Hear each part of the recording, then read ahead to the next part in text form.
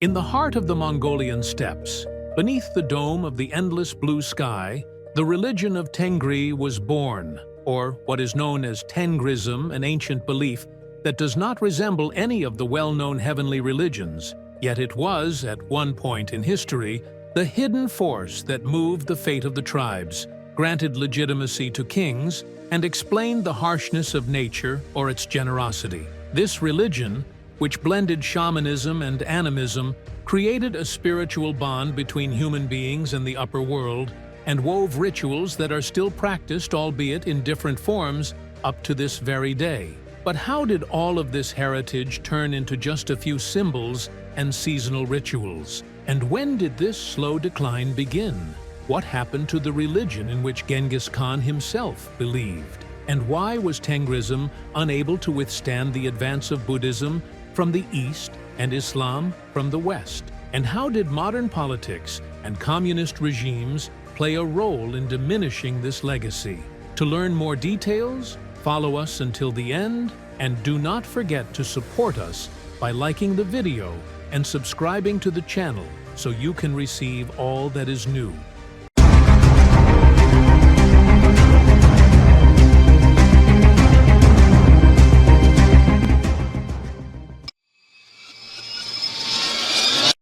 Tengri worship, or Tengrism, is considered one of the oldest spiritual traditions in Mongolia, deeply rooted in the vast steppes that shaped the nomadic lifestyle of Central Asian peoples. The origins of this religion date back thousands of years, as it was practiced by Turkic and Mongolian tribes long before the spread of major religions such as Buddhism and Islam. Tengrism centers around the veneration of Tengri, the supreme deity associated with the eternal blue sky, which is regarded as a symbol of cosmic power and divine order. These beliefs were in harmony with the nomadic life of the Mongols, who depended on nature for grazing and hunting, making mountains, rivers, and the sky the spiritual centers of their worship. The origins of Tengrism can be traced to the animistic and shamanistic traditions that were prevalent among the peoples of the steppes, such as the Xiongnu and the Xiangnu, as early as the 2nd millennium BCE. According to historical accounts and Mongolian legends, Tengri was seen as a god who governed the universe, connected to the upper sky, and guided the destinies of humans and nature. Other spirits, such as the spirits of the earth and water, were considered subordinate to him, creating a hierarchical system of deities that reflected the organization of Mongolian society. Shamans, known as Bu or Kam, acted as intermediaries between humans and the spiritual world. They conducted rituals that included offerings and chants to appease Tengri and seek his protection or guidance. During the era of the Mongol Empire in the 13th century, under the leadership of Genghis Khan, Tengrism reached its peak as the official state religion. Genghis Khan himself believed in Tengri as the source of his authority, with the blue sky thought to have granted him the divine right to rule. Tengrism also manifests in Mongolian art and literature, where symbols of the sky and fire appear in carvings and traditional poetry. Despite the influence of Buddhism and modernity, Tengrism remains a cornerstone of Mongolian identity, reflecting the people's connection to the steppes and the sky. Through its rituals and shamanic practices, Tengrism has managed to preserve its role as an expression of Mongolia's cultural and spiritual resilience, affirming the Mongols' position as guardians of tradition in the face of historical changes. The blue sky in Tengri rituals embodies the concept of cosmic unity, as it is perceived as a vast dome covering the earth and connecting all living beings. During the rituals, which are often held at elevated locations, such as Mount Burkhan Khaldun, shamans and participants direct their prayers toward the sky, seeking protection or guidance. These high places are considered points of contact with Tengri, where the sky is closest to the earth. The fires lit during the rituals, regarded as a means of communicating with the sky, carry smoke upward as a symbol of offering and connection. Shamans, known as Bu, interpret the movements of clouds or winds as signs from Tengri, reinforcing the belief that the sky represents an active divine presence. The offerings presented in Tengri rituals carry explicit symbolism related to the blue sky. White horses, considered sacred due to their pure color resembling the clarity of the sky, are offered as sacrifices on major occasions, such as when seeking victory or celebrating tribal power. The blood of the horses may be spilled or a portion of the animal burned, with the smoke believed to rise to the sky and reach Tengri. In some cases, horses are consecrated without being slaughtered, left to live freely as a sacred gift. Milk, especially mare's milk, is also used as an offering, sprinkled toward the sky during daily or seasonal rituals as an expression of thanks and gratitude. Milk symbolizes life and abundance, reflecting the importance of livestock in the nomadic Mongolian lifestyle. During the rituals, the milk is placed in special containers or sprinkled directly using branches, accompanied by prayers directed to Tengri and the spirits of nature, such as river and mountain spirits. Traditional foods, such as bread made from grains or roasted meat, are also offered during Tengri rituals, particularly during communal feasts held in seasonal celebrations. These foods are placed on temporary altars made of stones or wood and are symbolically shared with the spirits before being consumed by the community. In some rituals, parts of the food are burned to send their essence to the sky through the smoke. This practice represents the reciprocal exchange between humans and spirits, as the Mongols offer their resources to ensure the continuation of blessings. Aromatic herbs are sometimes used as additional offerings, burned to purify the space and attract benevolent spirits. These offerings reflect the belief that the sky is the source of blessings, such as rain and fertility, which sustain the lives of the herders on the steppes. The chants and shamanic dances performed in Tengri rituals also carry the symbolism of the blue sky. The chants are sung in traditional Mongolian, praising Tengri as the sky god who grants strength and wisdom. The rituals also include shamanic practices focused on healing or divination. Shamans use instruments such as drums, decorated with symbols of the sky and stars, and perform dances that mimic flight or the movements of sacred animals like the eagle. The costumes worn in these dances, adorned with feathers and blue or white colors, represent the purity of the sky and connect the dancers to the upper world. Feathers, associated with birds considered messengers to the upper world, are often incorporated into the rituals. In some ceremonies, shamans use drums decorated with symbols of the sky, such as stars or clouds, to enhance spiritual communication. During healing rituals, shamans are believed to travel spiritually to the upper world to negotiate with spirits, offering symbolic sacrifices such as feathers or herbs. These rituals reinforce the belief that Tengri controls human destinies and that shamans act as the bridge between earth and sky. The symbolism of the blue sky is also evident in the ovu, sacred stone cairns erected on the steppes or hilltops. Ovus serve as shrines dedicated to Tengri, where travelers add stones or sprinkle milk as offerings during their journeys. These shrines embody the idea that the sky watches over humans everywhere, and that worship can be performed anywhere under the dome of the sky. The blue sky is further associated with the symbolism of power and authority, as leaders such as Genghis Khan derived their legitimacy from Tengri, considering themselves chosen by the sky to rule over the steppes. Mount Burkhan Khaldun, located in northeastern Mongolia, is considered one of the holiest places in Tengri worship. It is regarded as a primary spiritual center, as it is believed that Genghis Khan received the blessings of the sky there to unite the Mongol tribes. During rituals, shamans and devotees climb to the mountain peaks to offer sacrifices and perform prayers beneath the open sky.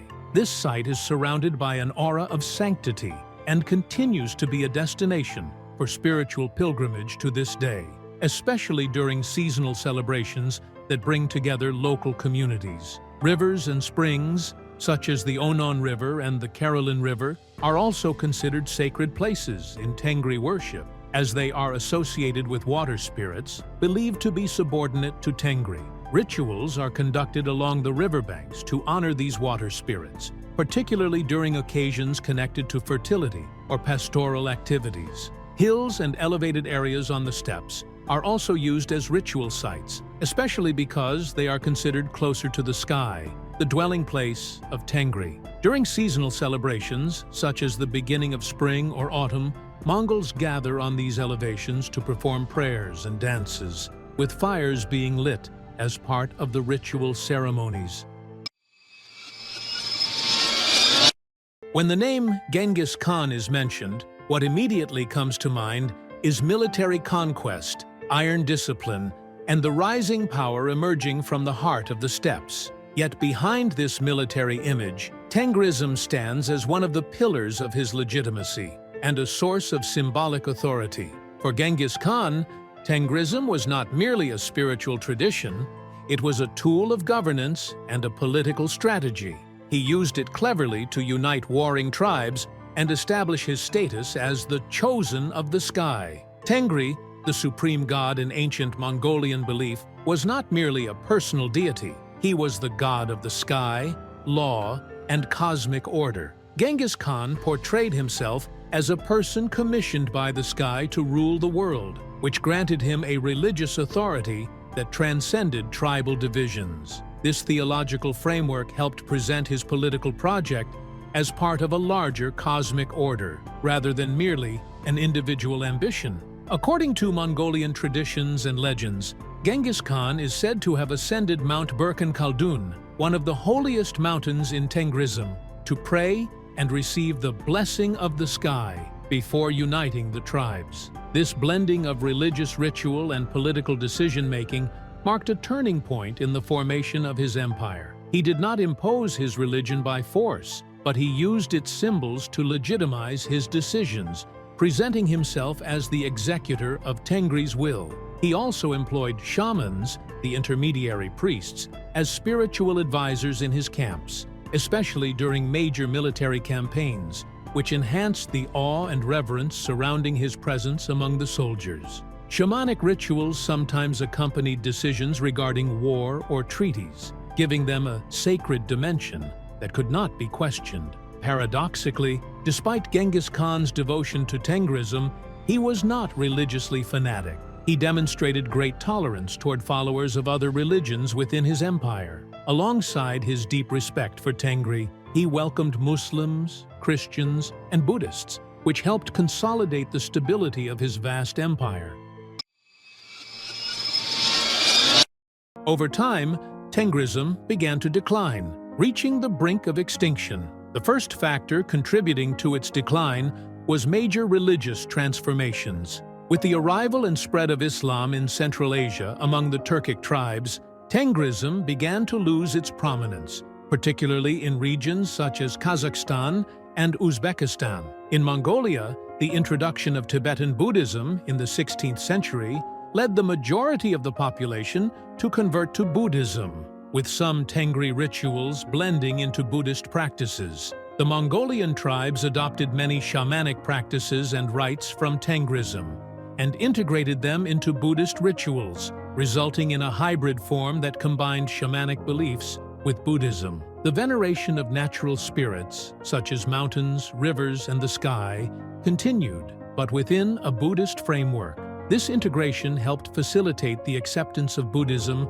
among nomadic peoples while preserving elements of traditional spirituality. In the 20th century, Tengrism suffered a severe blow during the communist rule in Mongolia, 1924 to 1990. The communist regime regarded any religious belief as a backward superstition and suppressed all forms of religious expression, including shamanic rituals. Sacred sites were closed, shamans were prohibited from performing their rituals, and many were arrested or executed. Atheistic education was imposed, resulting in a break between the younger generations and their spiritual heritage. Despite this repression, Tengrism remained alive in the memory of certain rural and remote communities, particularly among elders and the few shamans who secretly continued their practices. With the collapse of the Soviet Union in the early 1990s, Mongolia experienced a cultural and religious revival that reopened the space for Tengrism to re-emerge, not as an official religion, but as a cultural and identity-based component. In the present day, Tengrism is practiced symbolically and popularly in some rural areas, with traditional rituals such as offering milk on the ovu, sacred stone cairns, or presenting white horses on major occasions. The Mongolian government has also begun reviving spiritual sites such as Mount Burkhan Khaldun, considered one of the holiest mountains associated with Tengri. Many shamans now perform their rituals openly in major cities like Ulaanbaatar, and some have begun offering spiritual healing sessions to individuals and tourists. However, despite this revival, Tengrism remains limited in influence and is not considered an organized or widely practiced religion.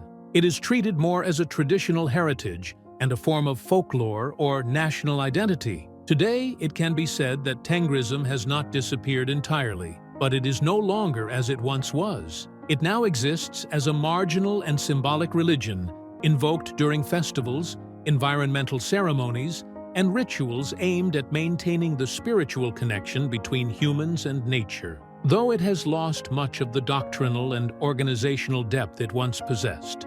In the modern era, especially with the rapid economic and social developments in Mongolia, Tengrism faces new challenges, not only due to its historical decline or past repression, but because of the major transformations experienced by traditional communities. With increasing globalization, modernization, and migration from rural areas to cities, traditional shamanic and Tengri practices have begun to lose their daily relevance, particularly among young people. Tengrism, which was closely tied to the nomadic lifestyle of the steppes, now struggles to remain a part of daily life as people adopt more modern ways of living that rely on technology and formal education. Many young people now lean toward global religions or seek modern interpretations of spirituality, moving away from ancient rituals. At the same time, the cultural and touristic exploitation of Tengri symbols has become common. Some rituals and symbols have been turned into tourist attractions or cultural performances, which sometimes diminishes their spiritual depth and turns them into a cultural product for display. Tengrism today also faces challenges in aligning with modern laws, especially regarding environmental and animal protection, since some rituals involve the use of natural resources such as horses or sacrifices. This requires a balance between preserving heritage and complying with contemporary standards for protecting animals and the environment. At the same time, there is a growing body of academic and research efforts to understand Tengrism more deeply and to connect it with modern spiritual movements, such as re-evaluating the values of balance between humans and nature in an era of climate change. This opens new avenues for linking Tengrism to contemporary issues. In conclusion, the worship of Tengri, rooted in the Mongolian steppes, represents a rich spiritual heritage reflecting the deep connection of the Mongols to the eternal blue sky and nature. Despite the influences of Buddhism and modernity, Tengrism has experienced a revival as a symbol of national pride, continuing to inspire the Mongols and affirming their role as guardians of spiritual heritage in the face of historical changes. Here we reach the end of this discussion. Don't forget to subscribe to the channel and activate the notification bell. See you in a new documentary.